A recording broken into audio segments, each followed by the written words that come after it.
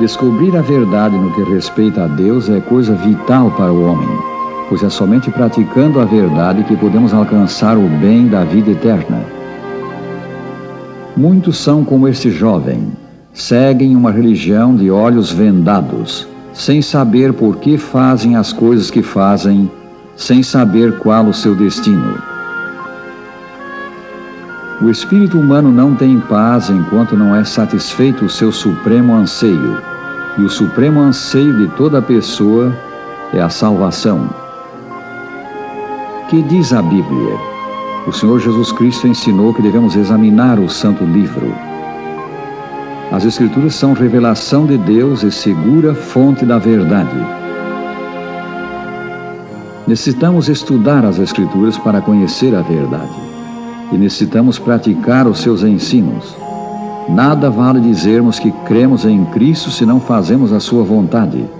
São dele as palavras: nem todo o que me diz Senhor, Senhor entrará no reino dos céus, mas aquele que faz a vontade de meu Pai que está nos céus. São Mateus 7, 21. Vamos estudar agora alguns característicos da verdadeira igreja. Crer em Cristo, amá-lo e obedecer-lhe é um dos característicos da verdadeira igreja. A aceitação das Escrituras, tanto do Velho quanto do Novo Testamento, como dadas por inspiração de Deus, contendo a revelação da sua vontade aos homens e como sendo a única regra infalível de fé e prática, eis outro característico da verdadeira igreja. Toda a Escritura, escreveu São Paulo, é inspirada por Deus e útil para o ensino, para a repreensão, para a correção, para a educação na justiça, a fim de que o homem de Deus seja perfeito e perfeitamente habilitado para toda a boa obra. 2 Timóteo 3, 16 e 17. A verdadeira igreja dá condições a seus membros para examinarem a Bíblia Sagrada e assim conhecerem a vontade de Deus. A igreja verdadeira é comparada a uma mulher formosa. No livro de Apocalipse, a igreja é apresentada sob o símbolo de uma mulher vestida do sol, com a lua debaixo dos pés e uma coroa de 12 estrelas sobre a cabeça. A igreja é também chamada coluna e baluarte da verdade. São do apóstolo São Paulo também as palavras: para que, se eu tardar, fique ciente de como se deve proceder na casa de Deus, que é a igreja do Deus vivo, coluna e baluarte da verdade. 1 Timóteo 3,15.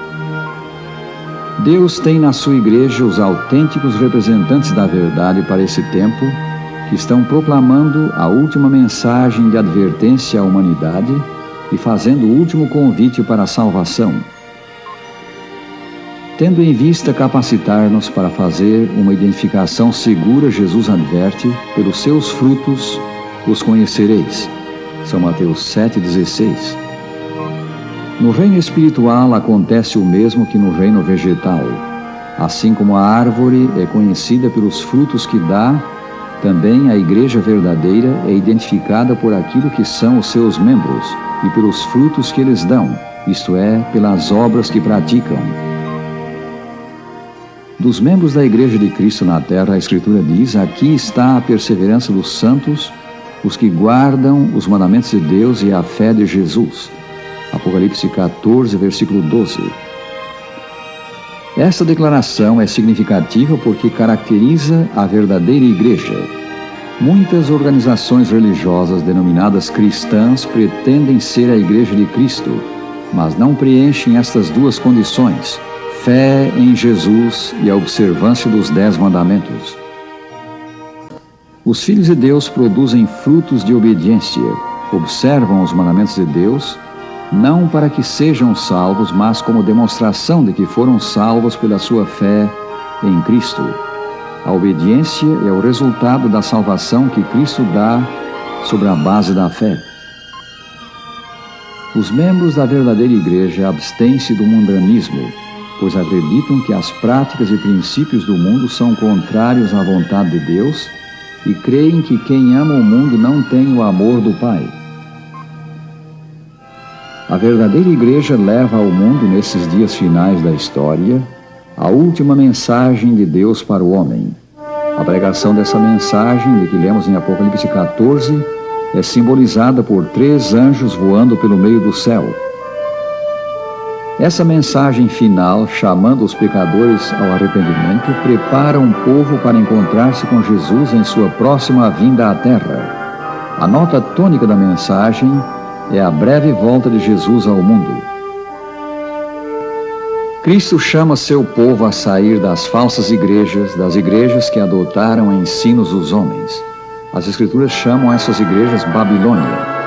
Ouvi, é São João que fala, outra voz do céu dizendo: retirai-vos dela, povo meu, para não serdes cúmplices em seus pecados e para não participardes dos seus flagelos.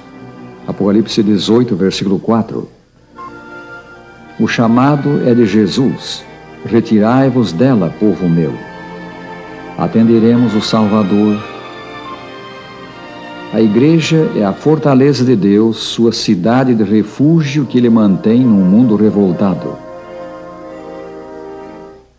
Ao nos decidirmos pela igreja verdadeira, enfrentaremos a ira de Satanás. A Escritura diz que ele anda em volta dos filhos de Deus como um leão que ruge, procurando alguém para devorar. Fiquemos firmes na fé, não deixando apagar-se o seu fogo aquecedor. A vitória é dos que se apegam a Jesus pela fé. É de Jesus o conselho: entrai pela porta estreita. Larga é a porta e espaçoso o caminho que conduz para a perdição, e são muitos os que entram por ela.